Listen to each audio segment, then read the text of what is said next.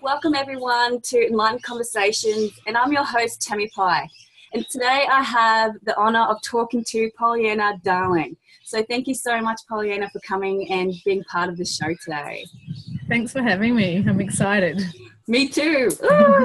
So a little bit about Pollyanna. Pollyanna is all about living a fulfilled, joyful life. She's an intuitive life coach, mother of 4 boys, an award-winning author, singer, passionate earth lover, women's empowerment facilitator, TreeSister, and loud laugher. All of her work is focused around helping women to make strong connections to their empowered wholeness so they can live deeply satisfying lives and create their deepest longings. Pollyanna has almost died twice. As a result, she is 100% committed to living a fully expressed life that's brimming with moments of joy. She knows what it is to have a half-assed life and has created the toolkit necessary to live empowered, grounded, and joyful. Oh, wow. It's just so amazing reading that. And, you know, dying twice is just, you know, no one really gets to experience that really once, let alone twice. So, again, if you can just explain, tell people more about you and your journey so far, I'd love to know more about you. Yeah, so I guess my background in my childhood was coloured quite a lot by mental illness and alcoholism. Mm-hmm. So I think what happened as a result of that was that I kind of didn't really want to be in life because I had too much responsibility really young. Mm-hmm. And so I sort of half-assed everything. I didn't really put my energy into anything, and I didn't really commit to anything. And I was just like half here really for a long time. And I had 3 kids. I divorced my husband. I kind of did a whole lot of personal development work, and it helped a lot, but it didn't really change anything. And then I left a really bad marriage and met someone else. And then not long after that, I had an ectopic pregnancy, and I had a near-death experience, which was the most beautiful thing I'd ever experienced. And I'm actually only alive right now because I tuned in myself to this pain that I had in my body because I didn't even know what that was. And I saw in my mind this broken tube inside, and anyway, there was a whole drama around getting to, and everything took way too long, and I was bleeding internally, and in that near-death experience I had this experience of kind of letting go of everything that was holding me here. So it was a bit like letting go of balloons, and they just drift off. So my desire to see my kids again and, wanting to be with my partner and all that, it all drifted away. And the only way I could do it was a bit like falling back into the most loving embrace you could ever possibly have. And then my partner went, Pollyanna! Oh! And next thing they were rushing me into surgery and all of that. But even that experience, it took away all fear I had about death, but it didn't really help me with wanting to be here, like really being in. And so I guess the second experience was I was in Peru a couple of years ago, and we flew into Cusco, and I almost straight away got high altitude cerebral edema, which is a bleed on the brain. And I was going in and out of consciousness, and I won't tell you the whole story because it's really wild and long. But the upshot of it was that nobody took me to hospital. And I asked about it later and said, why? And they said, oh, you were adamant that you weren't going to hospital, which I don't remember. And so I was presented with this choice. What do you want to do? What do you want to do about this? And they'd got me an oxy shot, which is like a canister with oxygen in, and I'm sucking on my oxy shot. And I heard this voice say, go down. And I went, oh, maybe we should go down. And so all these people ran around, trying to organize for us to get down, because we were at, I think it's 3,500 meters, Cusco, so it's really, really high. And eventually we ended up dropping a whole load of altitude, and we landed in this this amazing Canadian man organised for us to go stay with his friend who was a prince among men, and called Juan Carlos, whose father-in-law was like one of Peru's most treasured artists. And so I landed in this walled garden in this beautiful house with this lovely cultured man, and wow. And I spent 3 days lying in his garden basically with his 3 dogs, going, what was that about? Because I'd waited 21 years to go to Peru. I'd wanted to go at 21 and I couldn't go for a whole lot of reasons. And so I'd been desperate to go for 21 years. And then I'd finally got there, and I only had 2 weeks, and I had this thing. And I could barely speak. I had terrible headache. And I was sitting there, you know, just looking around me and going, what is this about? You know, like, why is this happening to me? And, you know, my friend that I was with had, you know, she was off going into town and looking at things. And here I am in this, I mean, it was like being in paradise, really. The man was he was so incredibly into beauty that he would walk around his garden every morning, which was full of flowers, and cut flowers. And then he would put them in these urns that were in the garden.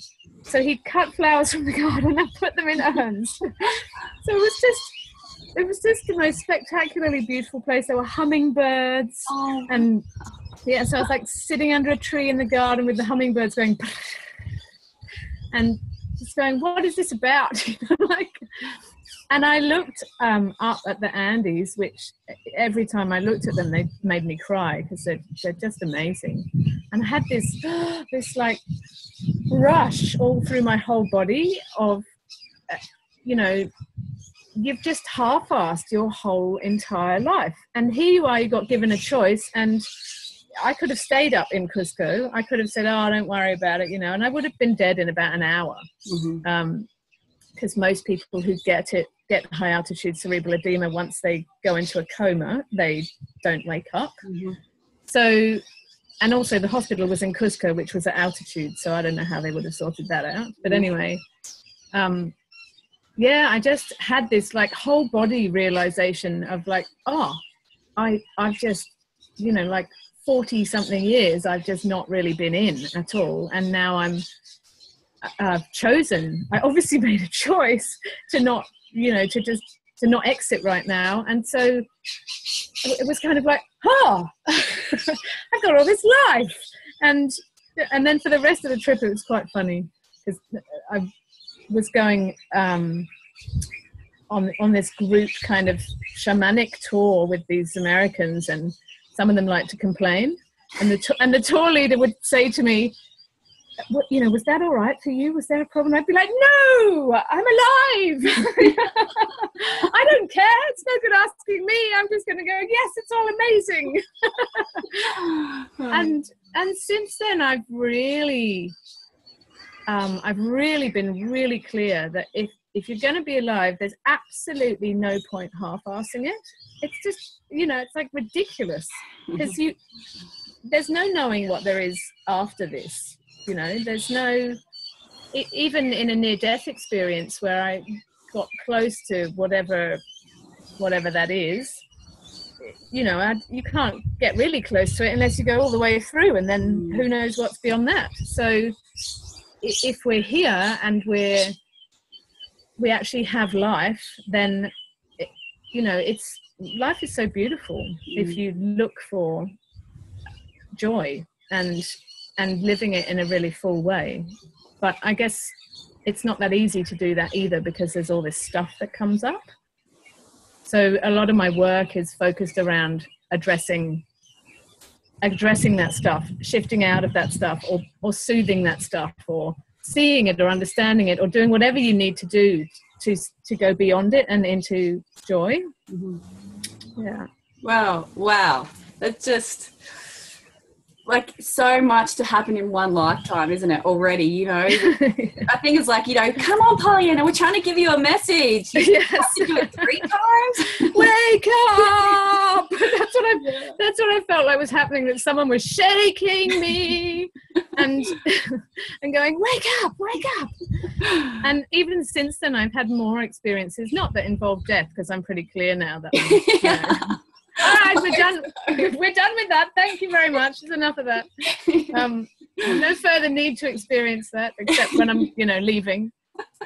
But I've had more experiences since where I've really felt like someone is still trying to shake me awake, to just go, come on, to break through the patterns that we hold, and I know from working with my clients that the more trauma people have had in childhood of whatever kind, the more difficult it can be to kind of go beyond that and break out of that. And or for some people it's breaking out, for others it's really giving the nurture that they need. But and stop being the story, isn't it? It's allowing them not to be that story anymore. Yeah, and to be their wholness, which includes that story, because you can't reject the story. So it always makes me think that your wholeness is like this massive pie, and the story and all of that is a little slice of that pie. And I think sometimes what can happen when people do personal development work is that they reject that story. Yeah. So they see what their stuff is and they see how they behave, and then they reject that as being bad, or we've got to get rid of the ego and all of that stuff, where really if you think about that story as being a wounded child, you're not going to try and boot it. That's crazy. It's going to get worse. Yeah.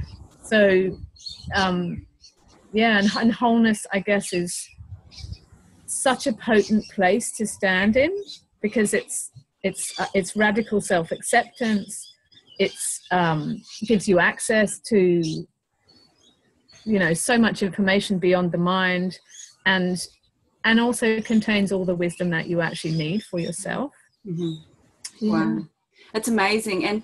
And with our journey as well, like in our stories, it's all knowledge that we get if we see it as a lesson. I know it's really difficult, and I'm not downplaying anything, because what I went through was a very traumatic childhood, and healing myself from that and allowing myself to step away from the victimized role and owning it and going, that was what happened to me. And yes, that's what is part of me, but it's not who I am. It's not, I'm not victimized. I don't feel part of that. I'm creating who I am now as well. I'm present, I'm me.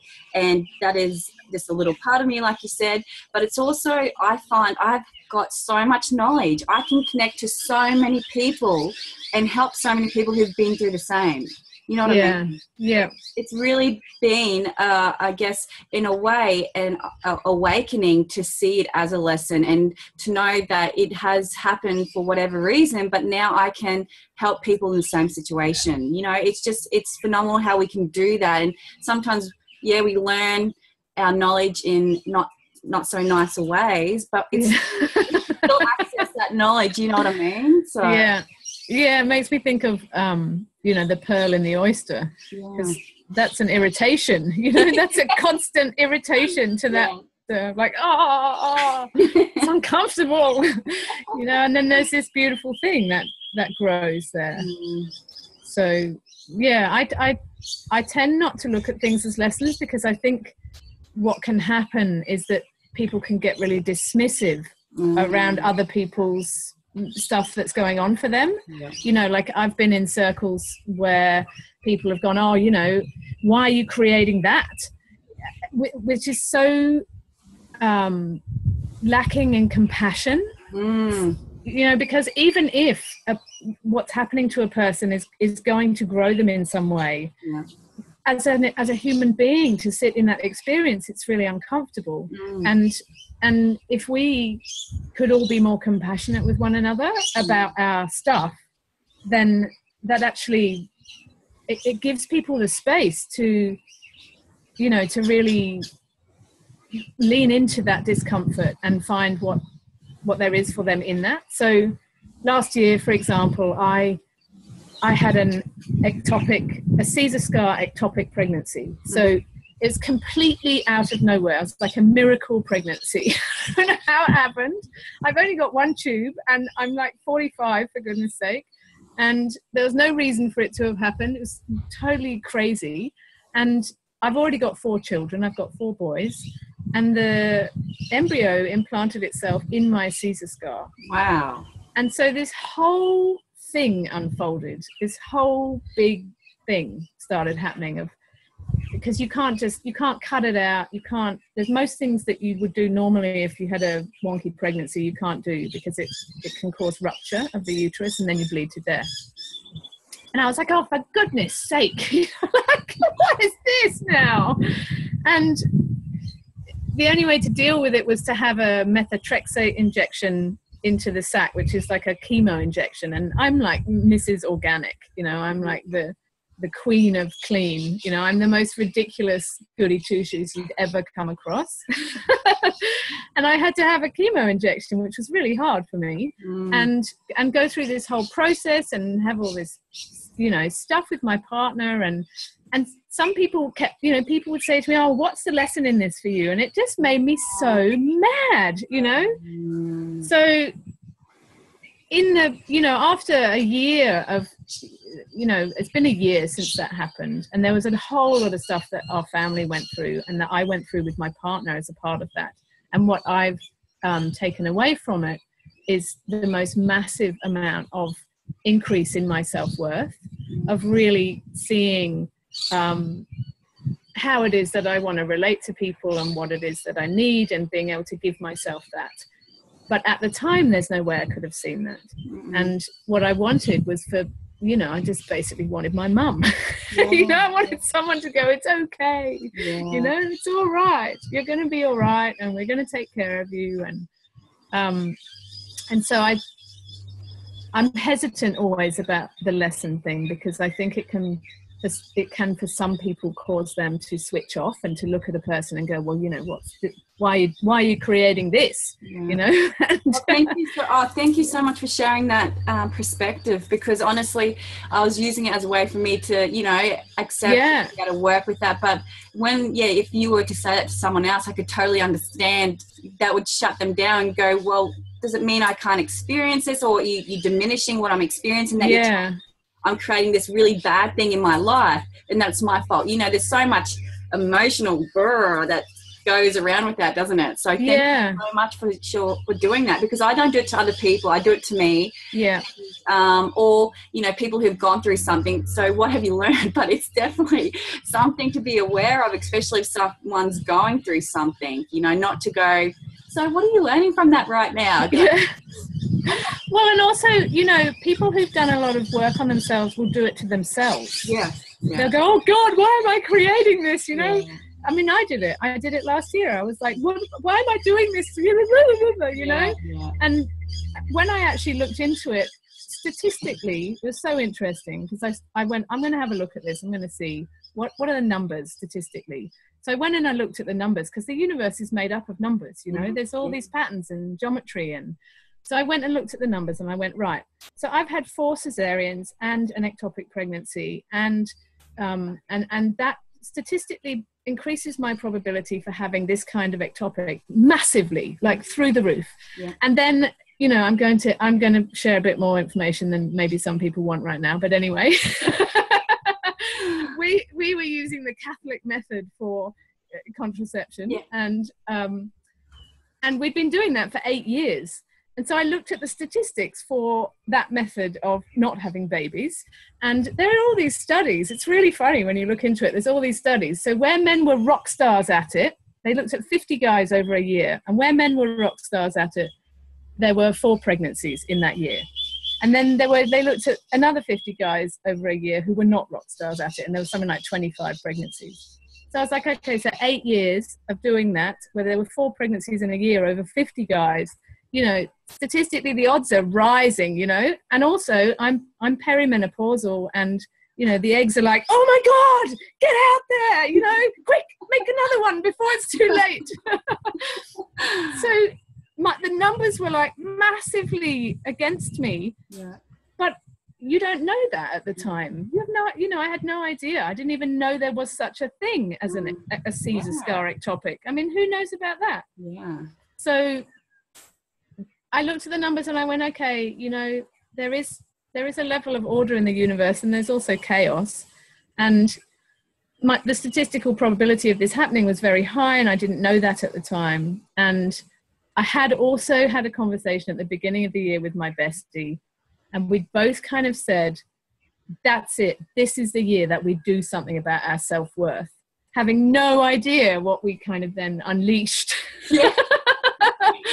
And so looking back on it, I can see that all the experiences that went along with that, which were horribly uncomfortable and insanely stressful and kind of freaky, what I took from that has really benefited me. But it took an enormous amount of self-kindness to do that, of going, it's okay. It's okay for me to not be able to work for 2 whole weeks because I'm so wiped out from this injection that I just can barely walk down the hall, you know, and it's okay for me to let clients down because I know I'm not going to be able to give them what I want to be able to give them, and just to be really kind to myself and let myself go through that experience without, you know, going, look what you're creating, you know, like, and, you know, this is not okay, and you should be this and you should be that. And because I think, you know, when you work with other people, helping people or partnering with people so that they can be all of who they want to be, there can be a bit of pressure then to go, well, I shouldn't be having any problems. I should have everything under control. I should have it all, you know, totally sorted and not be having any issues, because then who am I to be doing this? Where I think it's actually the reverse, you know. If you have stuff going on and you've got to deal with things, your level of empathy is going to be so much higher. Yeah, definitely. So, you know, I guess your whole journey is just mind-blowing, and I feel it's amazing for women who have gone through any trauma in their life, especially to do with their you know, whatever, some sort of illness or whatever, and don't know how to come back from it. Like, you are really about that and helping people understand about how to really connect with their life and how to make a more fulfilling life. How did you get to that part? How did you want to do that with people? Why did you want to help them? Like, what was that passion? What was the inspiration? And what did you follow inside yourself to get you to where you are today, like your intuition? I think where it came from is watching my mother struggle when I was a child, which is really confronting for a child because, you know, the mother is your survival, essentially. And I guess a part of me from that must have wanted to look for ways to... how do I say this? I guess to want to help people who were in that situation. And I wasn't able to help her other than being able to, you know, it was a really helpless kind of situation, especially for a child. And so I've spent a lot of my adult life looking for ways to address these things that are so difficult to get past, like looking for how do you find the methods that are going to help you to let go of those things that really have you in their grip, you know, that have you emotionally, or the patterns that you just repeat endlessly. And for me, you know, that was about leaving a marriage that was really not, it was quite dysfunctional, and neither of us were happy. And I just couldn't get out of it. I just couldn't do it. You know, I just couldn't take the step I needed to take. And I ended up doing a training which kind of, for me, put all of the things that I'd experienced all my life. So I've always known things before they were going to happen. I see stuff. When I look at people, I see things about them. And I was always told it was nonsense when I was a child, that I had an overactive imagination, that it was all rubbish. And so I hid it all away. And then I did this training, and they taught us how to use intuition within a structure, so that you could actually reliably access that information. And suddenly I was like, oh, there's something useful I can do with this. You know, like, oh, this stuff is not nonsense. It's actually really handy. and I just loved being in that space, of dropping into that space and accessing this information. And then I'm also really passionate about language. So I'm a writer. My mother taught me to read when I was ridiculously young, like 2 or something. And so I've read so many books, and I love language. And so for me to step in and see things and be able to put language to that and create story, and, you know, and to be able to step into a person's limited self and look at those stories and see what's in there and put language to it and voice it, and then to step into their wholeness and name what that is and name the qualities of that, and all of that. To me, that was like, oh my God, this is the most fantastic thing. You know, I just was in my bliss doing that. And for years, that's what I would do, is I would offer, you know, what I got. And it's evolved over time, because more and more I can see that, you know, what I get is helpful. And for some people, they really need that, because they're just having so much trouble accessing it themselves, that they just need that extra bit of, this is, you know, this is who you really are, or the way that I might describe something that they're going through or feeling. It's like that people say, oh, you've kind of named what I couldn't quite put my finger on. Yeah. But what I notice more and more is that what's really transformational for people, and what makes the most difference, is when they access that themselves. So when they can see within themselves what's going on and why that's happening and what it comes from, and then they can see and feel, like vibrationally feel, who they are and everything that they are. And the more that you do that, the more that you neutralize what's going on by naming it and taking the power out of it, and then let yourself stand in wholeness and allow it really into your body, because there's a vibration to it. Like when I step into someone's wholeness, every person feels completely different, but there's a really strong vibration, you know, where you just go, whoa, you know, like some people are really out there, and some people are really incredibly loving or deeply compassionate or super creative, or, you know, whatever it is. And so I guess, you know, it just lights me up to do this work, and it lights me up even more to see people find that in themselves, and to know that they don't need anything out there, that they can just access this energy within themselves, and that energy has the answers that they need, that are in service to their highest good, and also, you know, the highest good of everything else, because we're of nature, we are of the world, you know, we're not different or separate from it. And so when a person is in their own wholeness, and they are standing in the vibration of that and taking action, their action is, you know, it's good for everything. Yeah. Wow. Amazing. And like you said, it's so much more powerful. Like it seems a lot of us, we search outside for our answers, outside for our guidance, outside, but nothing feels good or right until we find it inside, until we really connect with that inner wisdom and that inner knowing. And having mentors and coaches and people who can help us connect to that is the way to go, rather than going and seeking someone who can tell me what's going to happen, what's happening now, you know, what do I need to do, all that kind of stuff, isn't it? Like, it's really empowering yourself within your life and taking that responsibility, and just really, I guess, owning it all, isn't it? And finding that process.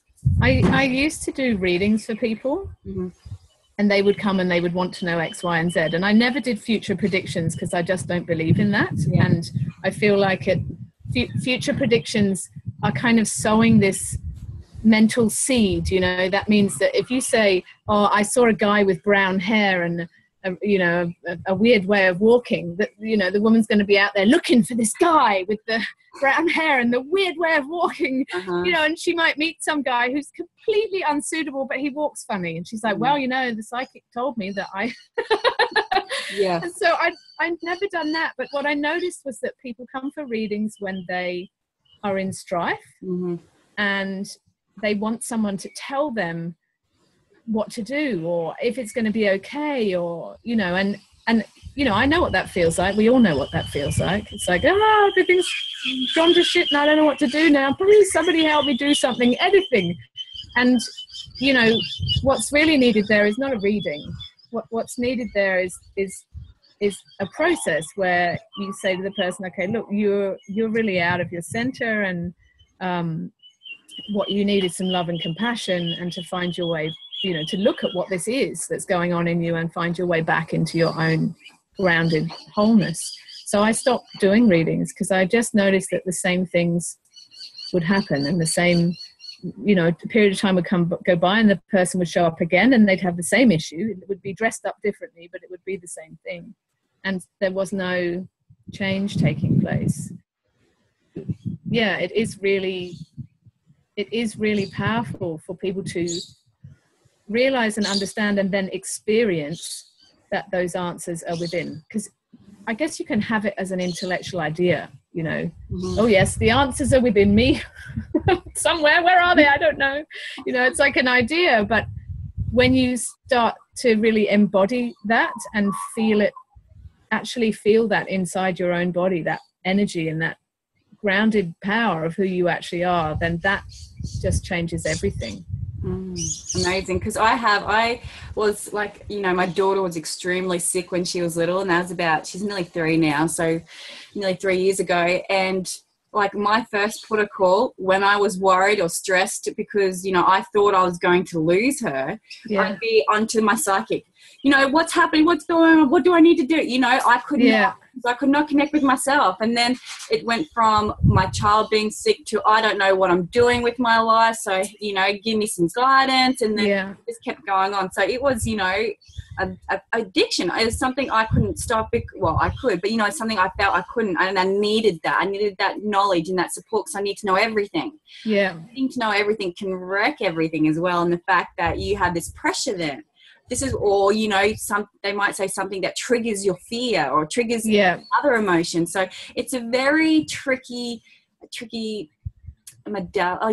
of trying to connect to that knowledge or what's going to happen to your life, because like I really did get a lot of comfort for a lot of it, but then a lot of it I didn't too, you know what I mean? So it's sort of, I'd rather have understood that if I had a process to connect to my own inner wisdom to get out of that headspace. But I think it has its place, definitely can be beneficial, but really when you really think about it, it can get you in an even more dangerous headspace as well.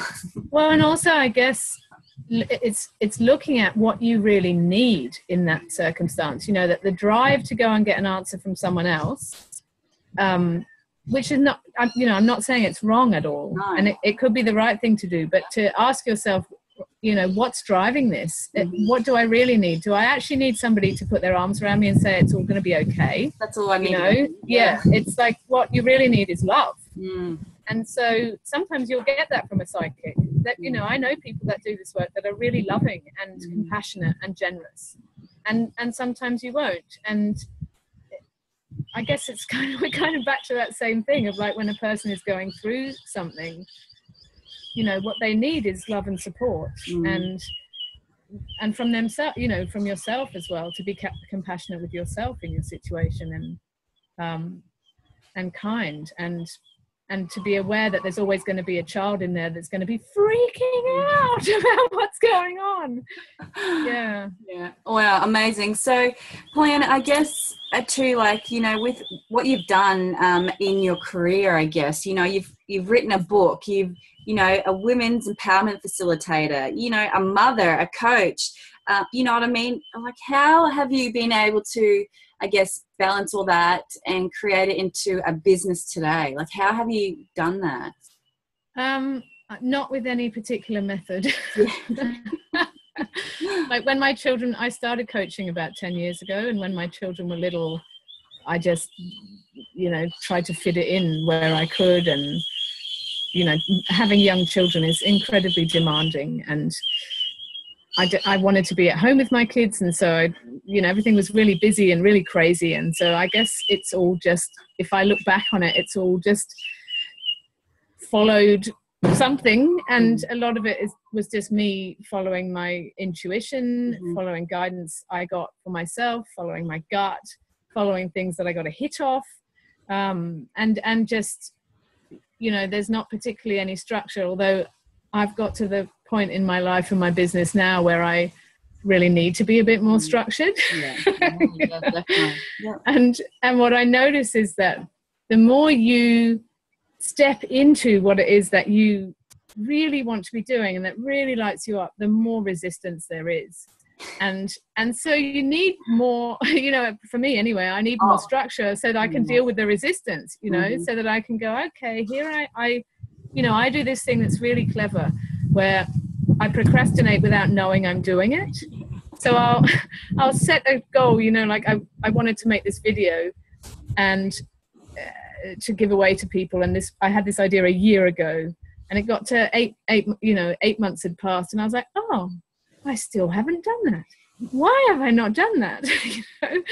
And then I'd be like, right, I'm definitely going to do it. And then a month would pass, and I'd be like, oh, I still haven't done that. Why am I not doing that? And in the end, I had to sit down and, you know, I've got some help from a productivity coach now, which is awesome. Awesome. But I had to actually look at my own resistance and go, what is this? You know, why am I really not doing it? And I, you know, the reason that I got to was I'm really not doing it because then I'd be more visible. And then people might tell me I've got it wrong, or they might reject me, you know, pretty basic human stuff. And so to get past that, I have to be constantly reconnecting with that wholeness and going, oh yeah, in wholeness I want to play, you know, I want to play with life and I want to share these things, and, you know, and just keep doing that process. And then, you know, that takes you a little bit more into the world of your wholeness, and then there's a bit more resistance. Never ending process, is it? So amazing.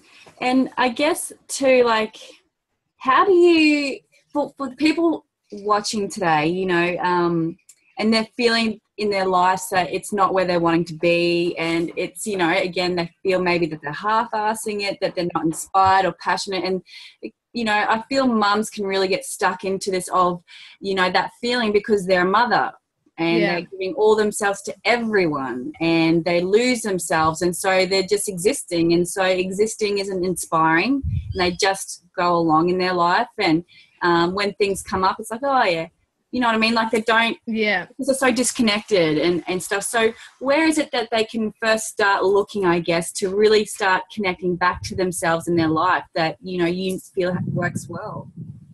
Well, you can start with tiny things. So when my kids were little and I was in this marriage that I really didn't like, I decided I would do this one thing for myself, and that was to go and buy a flower that I'd seen at a garden centre that I really liked, that I wouldn't let myself have because, you know, we didn't have any money or whatever it was. I can't remember what the exact reason was, but I was kind of depriving myself of things. So I went and I bought this plant, and it and I took it home and I put it on my windowsill, and something about it just made me go, oh, every time I looked at it, I was like, there's that thing that I did for myself, and no other reason, you know, like, and you can start in that tiny way, and then just look at that thing and go, oh yeah, that was me doing something for my own joy, and then just slowly build on that. And women seem to get into two things. One is, you know, they give everything to the children and the family and forget about themselves. And the other one is, should I or shouldn't I leave this relationship? That's like the other major preoccupation. And what I see in that is that it takes up so much headspace. Should I or shouldn't I leave this? You know, should I stay with this guy or should I leave this guy? And all the reasons about that women stop doing what they really want to do because they can't make any plans, because they don't know if they're going to be with the guy and, you know, what that might mean about where they're going to live, or how they'll handle the children. And there's all these questions, and so they don't actually pursue those things that bring them joy. It's like what we do is kind of shovel that to the side and wait until the conditions are in place that are right for that to happen. And the same is true with children. It's like, I'll just, you know, some part of your brain just goes, I'll just wait until they're older, or I'll just wait until something can happen and I'll have a whole day to myself. But that's putting conditions on your own joy. That's kind of saying, when these conditions are right, then I'm going to do what I want to do. And, you know, the lesson that I've learned in my life is you don't want to be doing that, because you can drop dead any old time, you know, without any warning, because this nearly happened to me twice. Yeah, and exactly. And you've totally lost the experience. You've totally lost any fulfillment that you get in that journey to get to where you wanted to go anyway. You know what I mean? It's all about the experience. It's all about the things that you're doing and meeting. Because I was like that. When everything would be better when. And when I got to when, I was like, no, everything will be better when. And like, you know, in a year's time, when my daughter's healthy, everything will be okay. Yeah. Then I was wishing that time away with her because I couldn't handle her where she was. Or, you know, in my life, in my business, in a year's time, I will be happy because my business will be better than what it is now. Yeah. And you just, you ignore this journey and the things that are in it because you're just waiting for this time, and you lose yourself in it. And then when that comes, it's not as good as what you thought. And so you're always striving for more or better. And until you are present, enjoying that moment, not even enjoying, but just experiencing it. Yeah. I think that's when you really are connected to your life, and it's not when, it's now, isn't it? Yeah. And it's in the really small things, like trying to pursue happiness is a very hapless course, you know, because you can't make yourself happy. You can't, you know, there's no path that says if you follow these things, you'll be happy. You know, that doesn't work. You can give people the world and they can still be miserable. Yeah. And so if you come back to things that are really simple, which, you know, I guess it's a bit easier for me because I've come close to losing my life enough times to go, you know, I can feel the wind on my skin right now. And that, you know, that kind of connects me to the fact that I have a body and I can feel things, and there's a sensuality that's there. Or, you know, there's birds right now, and they're flying overhead, and I love birds. Or, you know, how beautiful are the clouds today? Or, you know, when your child smiles, or they do those laughs where they just cack themselves, you know, they're just you can hang out in that moment, you know, you can really just let that come towards you and nourish you, because life is always offering you these ways to be nourished, and always offering these moments of joy, because joy isn't something, it's not a state that you can be in all the time. It's impossible. But there's many moments where you can kind of go, oh, you know, and then it's gone. But that's the nature of it. But it's everywhere and it's all the time. But to experience that, you have to be kind of, I guess, open to letting it in. Yeah. And when you're future focused or being really conditional about how things have to be before you can feel joy, then you just miss it. It's like it's like sitting on a train, you know, and everything's just whizzing past. Yeah. And I know what it's like, because I've had young children, and I've had 4 boys who are, you know, very over the top at times, and there can be a lot of conflict in our house, and it's better now that some of them are older. And even that, you know, you can, even in all that conflict, if you're really present with it, it's like, instead of going, you know, because what I used to always do was go, oh, this is no good, you know, people shouldn't be arguing and they shouldn't be angry, and, you know, it's not supposed to be like that, we're all meant to be happy, you know. And just trying to control the situation to get it back to how it's supposed to be or whatever. But if you hang out in what's going on and in the conflict, and you open yourself to what's really happening right in front of you, often there's wisdom there. Often you think of things that you never thought of before, or you reach out to a child in a way that you wouldn't do normally because you just have this feeling to do that. Or, you know, there's so many different things that can happen when you're really present, where if you're in conditional or future focused, or it's meant to be this way, you know, my life is not supposed to look like this. You know? I have to do something about it. That just creates a lot of suffering, you know.